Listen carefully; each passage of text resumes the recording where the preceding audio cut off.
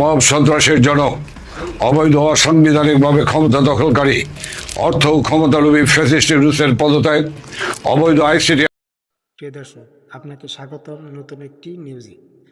বাংলাদেশের নির্বাচনের প্রেক্ষাপটে যে পরিস্থিতি সৃষ্টি হয়েছে তারও আলোকে আবারও হাজির হলাম নতুন একটি ভিডিও নিয়ে।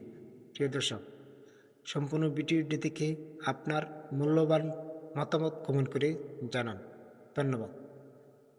একটা দেশব্যাপী সহিংসতা ছড়িয়ে দিয়ে নির্বাচনটাকে একটা অনির্দিষ্ট সময়ের জন্য বানচাল করে দেওয়ার প্রচেষ্টা শুরু হবে। কারণ নির্বাচনটা না হোক বা নির্বাচনটা পিছিয়ে যাক, সেই প্রত্যাশা কিন্তু অনেকগুলো পক্ষের আছে। শুধুমাত্র যে ডক্টর মোহাম্মদ ইউনূস আন্তর্জাতিক সংবাদ মাধ্যমে গিয়ে কথা বলে দিয়েছেন যে তাকে অনেকে বলছেন 5 বছর থাকুন, 10 বছর থাকুন, 50 বছর থাকুন, এবং তার মাধ্যমে নিজের প্রত্যাশাটা তিনি প্রকাশ করেছেন, শুধু তাই নয়, আমরা জানি যে জামায়াতে ইসলামী, এনসিপি সহ অনেকগুলো রাজনৈতিক দল কিন্তু গত বছর আগস্ট থেকেই বলে আসছিল যে নির্বাচন এই সরকারের মূল লক্ষ্য নয়।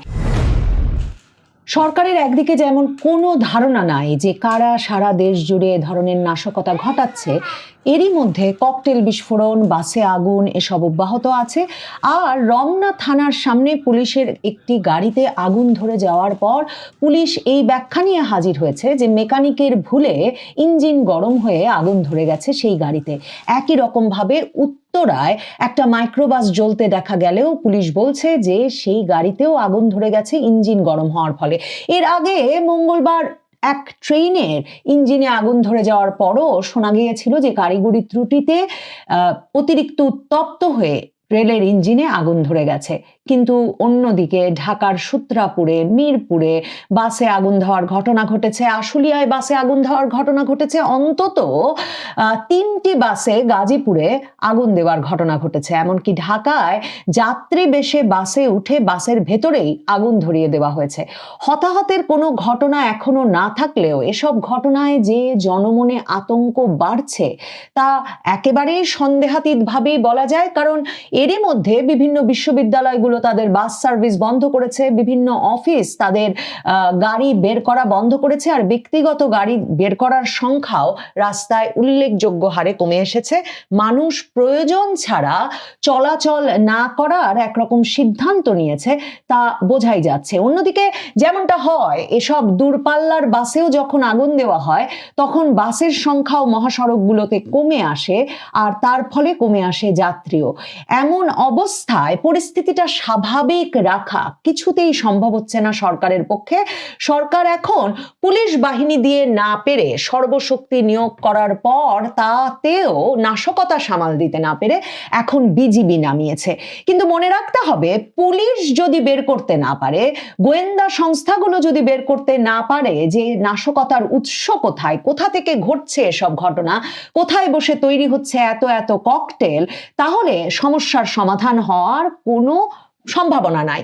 সরকার আওয়ামী লীগ দমনে, আওয়ামী লীগ এবং এর অঙ্গ সংগঠনের সহযোগী বা সদস্য সন্দেহে সকলকে গ্রেফতার করে ফেলতে সর্বশক্তি নিয়োগ অব্যাহত রেখেছে। মঙ্গলবারেও 13ই নভেম্বরের কর্মসূচি দমনে সর্বশেষ যে স্বরাষ্ট্র মন্ত্রণালয়ের কোর কমিটির বৈঠক হয়েছে, সেখানে স্বরাষ্ট্র উপদেষ্টা নির্দেশ দিয়েছেন যে সন্দেহ হলেই, আওয়ামী লীগ সন্দেহ হলেই আইন শৃঙ্খলা রক্ষাকারী বাহিনী যে কাউকে গ্রেফতার করতে পারে। এবং পুলিশ হোটেলে, মেসে, ছাত্রাবাসে, বাসে বাসে তল্লাশি চালাচ্ছে এবং গ্রেফতার চালিয়ে যাচ্ছে। এমনকি ঝটিকা মিছিল থেকেও গ্রেফতারের ঘটনা ঘটছে সারা দেশ জুড়েই, কারণ মিছিল থামানো যায় নাই। কিন্তু পুলিশ যেটা জানে না সেটা হচ্ছে নাশকতা কারা করছে। এই যে ছাত্রলীগ, আওয়ামী লীগ, যুবলীগ, আওয়ামী লীগের অঙ্গ সংগঠন সমূহের নেতাকর্মীরা গ্রেফতার হচ্ছেন, তাদের কারো কাছ থেকে এখন পর্যন্ত কোনো রকম অস্ত্র বা ককটেল বা দেশি বিদেশি কোনো কিছু, মানে নাশকতা সৃষ্টিকারী কোনো কিছু পাওয়া যায় নাই।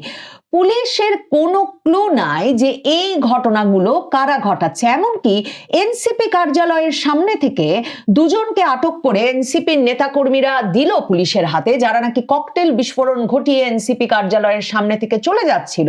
তারপর শোনা গেল আটককৃতদের মধ্যে একজন শিবির কর্মী, কিন্তু পরে পুলিশ বলল, রিউমার স্ক্যানারের মাধ্যমেও বলা হলো যে এটা ছড়িয়ে পড়া গুজব, ওই আটককৃতরা শিবির কর্মী নয়। তবে আটককৃতরা কারা, কার নির্দেশনায়, কার অঙ্গ অঙ্গুলি হেলনে বা কোথায় তৈরি ককটেল এসে তারা কোথায় মারছে, এই বিষয়গুলো এখন পর্যন্ত পুলিশ জানে না। পুলিশ যে কিছুই জানে না, নিয়ন্ত্রণে রাখতে পারছে না, তার প্রমাণ প্রধান উপদেষ্টার গ্রামীণ ব্যাংক অফিসের সামনে মিরপুরে ককটেল বিস্ফোরণের ঘটনা ঘটলো সোমবার। আরেক উপদেষ্টা ফরিদা আক্তারের প্রবর্তনার সামনেও, মানে তার ব্যবসা প্রতিষ্ঠানের সামনেও ককটেল বিস্ফোরিত হলো। আর এই ঘটনাও কারা ঘটিয়েছে পুলিশ তা বের করতে না পারার ধারাবাহিকতায় এখন দেখা যাচ্ছে ব্রাহ্মণবাড়িয়ায় রীতিমতো পেট্রোল ঢেলে প্রধান উপদেষ্টার প্রতিষ্ঠান গ্রামীণ ব্যাংকের কার্যালয়ে আগুন ঢেলে দেওয়া হয়েছে এবং সেই আগুনে সেই অফিসের গুরুত্বপূর্ণ নথিপত্র ক্ষতিগ্রস্ত হয়েছে। পুলিশের পক্ষে সারা বাংলাদেশ জুড়ে এই অস্থিরতা, এই অস্থিতিশীলতা কি সামাল দেওয়া সম্ভব? কারা ঘটাচ্ছে ঘটনাগুলো? দেখুন, গত সপ্তাহে প্রথম ককটেল মারা হলো একটা চার্চে, তারপর খ্রিস্টান মিশনারিদের একটি বিখ্যাত স্কুল সেন্ট জোসেফ স্কুলের গেইটে ককটেল পড়লো। এরপর দেখা যাচ্ছে মেয়েদের স্কুলগুলোতে ককটেল মারার ঘটনা ঘটছে। মগবাজারে ইস্পাহানি স্কুলে ককটেল বিস্ফোরিত হলো। এখন মোহাম্মদপুর প্রিপারেটরি স্কুল, আরেকটা বিখ্যাত মেয়েদের স্কুল, সেই স্কুলের সামনেও কিন্তু ককটেল বিস্ফোরণের ঘটনা ঘটেছে। জামায়াতে ইসলামী সহ 8 সমমনা দল লাগাতার আন্দোলনে আছে তাদের 5 দফা দাবি আদায়ের লক্ষ্যে। এই সময়টাতে 11 তারিখ তারা পল্টনে বড় সমাবেশ করেছে, তাদের চলো চলো ঢাকা চলো কর্মসূচি ছিল এবং সেখান থেকে তারা জুলাই আন্দোলনকে সাংবিধানিক স্বীকৃতি দেওয়া, জুলাই সনদকে সাংবিধানিক আদেশের মাধ্যমে বাস্তবায়ন আদেশ জারি করা, গণভোট করা নভেম্বরের মধ্যে, এরকম 5টি দাবি নিয়ে তারা রাজপথে নেমেছে এবং তারা বলেছে যে 13 তারিখও তারা যেমন রাজপথে থাকবে ফ্যাসিবাদী শক্তিকে প্রতিহত করবার জন্য সর্বস্তরের জনগণকে নিয়ে। 16 তারিখ থেকে তারা যমুনার সামনে লাগাতার আন্দোলনে যাবে এই জুলাই সনদ বাস্তবায়ন আদেশ এবং জুলাই অভ্যুত্থানকে, তারা বলছে এখন জুলাই বিপ্লবকে আইনি স্বীকৃতি দেওয়ার, সাংবিধানিক স্বীকৃতি দেওয়ার দাবি নিয়ে। তাদের আরেক দাবি হচ্ছে নভেম্বরের মধ্যে গণভোট। বিএনপি সেটাতে কিছুতেই রাজি না।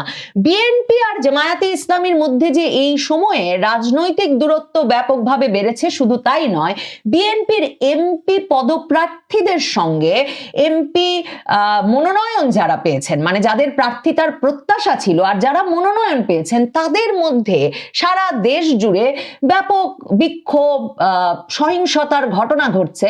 বিএনপির এমপির জনসংযোগে সরাসরি অস্ত্রধারীরা গুলি চালিয়ে একজন শীর্ষ সন্ত্রাসীকে হত্যা করেছে। ঢাকায় সোমবার শুধু গুলিবিদ্ধ হয়ে প্রকাশ্য দিবালোকে একজন শীর্ষ সন্ত্রাসী মারা গেছেন তাই নয়, আজকেও খবর আছে বাড্ডায় গুলিবিদ্ধ হয়ে একজন নিহত হয়েছেন।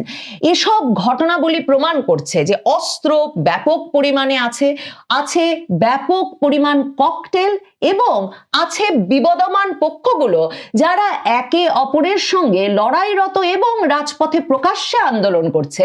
কিন্তু পুলিশের একমাত্র নাশকতা ঠেকাতে আওয়ামী লীগ দমন বা আওয়ামী লীগের কর্মীদের গ্রেফতার করা ছাড়া আর কোনো কিছুর অনুমোদন আপাতত আছে বলে মনে হচ্ছে না।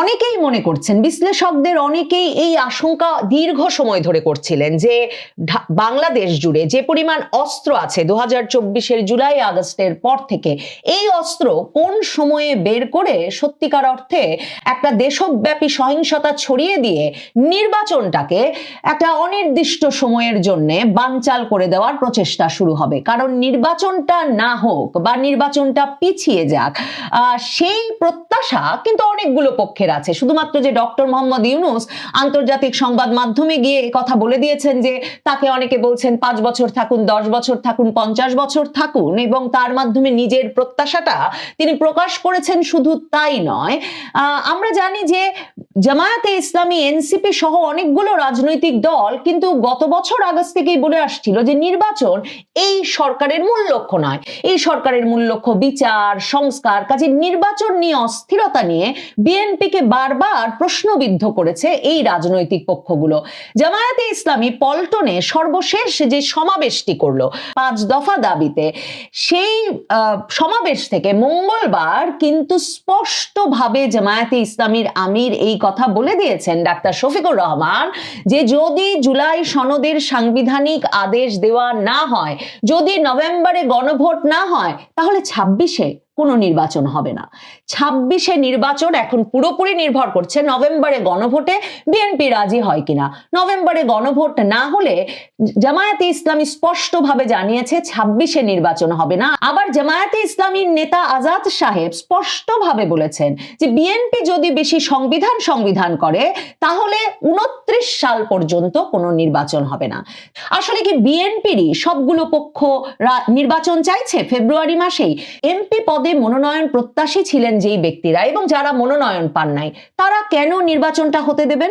তারা তো এখন সেই 2024-এর আগস্টের পর থেকে ক্ষমতার ভাগাভাগির মধ্যে তারাও ছিলেন। একটি এলাকায় কোনো ব্যক্তিকে তার এমপি মনোনয়ন দিয়ে দিচ্ছে, তখন অন্য যারা মনোনয়ন প্রত্যাশী ছিলেন তারা তো ওই এলাকায় নিয়ন্ত্রণ হারাচ্ছেন, তাদের আধিপত্য হারাচ্ছেন এবং তারা যে ধরনের ব্যবসা বাণিজ্য বা আয় রোজগার করছিলেন সেখানে সেই উৎসগুলো হারাচ্ছেন। কাজেই সশস্ত্র সংঘাত হচ্ছে। এমন অবস্থায় নির্বাচন যে কে চাইছেন না বলা মুশকিল। কাজেই সহিংসতা সারা দেশে ছড়িয়ে পড়লে আসলে কার কার লাভ? এর মধ্যে দেখা যাচ্ছে সরকারের লাভটাও কম নয়, কারণ এই সরকার তো অনির্দিষ্টকালের জন্য ক্ষমতায় থাকতে চায়। কারণ যে ক্ষমতার ভাগাভাগির রাজনীতি চলছে সেই ভাগাভাগিতে এই সরকার, প্রধান উপদেষ্টা মণ্ডলী প্রত্যেকে সেই লাভের ভাগিদার। কাজে কেউ লাভ ছাড়তে চাইছেন না, বরং এই সময়টায় একটা অস্থিরতা তৈরি করে ককটেল ফাটিয়ে আগুন লাগিয়ে জনমনে আতঙ্ক সৃষ্টি করে এর মধ্যে কিভাবে নির্বাচন অনুষ্ঠিত হতে পারে এই রবটা যদি ছড়িয়ে দেওয়া যায় তাহলে সত্যিই তো জামায়াত নেতা আজাদ সাহেব যেমন বলেছেন 2029 সাল পর্যন্ত এমন একটা ভাগাভাগির ব্যবস্থা তো চালিয়েই যাওয়া যেতে পারে। এসব পরিস্থিতি বিবেচনায় এই প্রশ্নও মনে জাগে যে আসলেই সরকার জানতে চায় কিনা কারা নাশকতা ঘটাচ্ছে, সরকার জানতে চায় কিনা ককটেলগুলো কোথায় তৈরি হচ্ছে আর কারাই বা দিকে দিকে ককটেল ছুড়ছে। সরকার সত্যিকার অর্থেই জানতে চায় কিনা যে এই অস্ত্রবাজি থামানোর যে প্রধান এবং প্রথম কাজ অস্ত্র উদ্ধার, সেই অস্ত্র উদ্ধারে কেন আইন শৃঙ্খলা রক্ষাকারী বাহিনীগুলো সাফল্য পাচ্ছে না? নাকি সরকার চায় যে যেমন পারুক বিবদমান পক্ষগুলো নিজেরা লড়াই করে নিজেরা সহিংসতা সৃষ্টি করে একটা অস্থির পরিস্থিতি বিরাজমান